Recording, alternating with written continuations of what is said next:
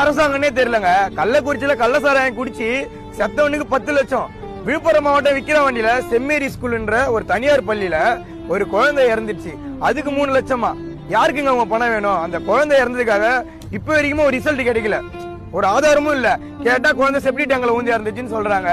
ஆனா அந்த செப்டி டேங்க்ல ஊந்த குழந்தை எப்படிங்க மேல வந்து மிதக்குச்சான், இவங்க அதை எடுத்தாங்களாம். நம்ப வாங்க முடியுது? அந்த மாதிரி அவங்க பேட்டி கொடுக்குறாங்க.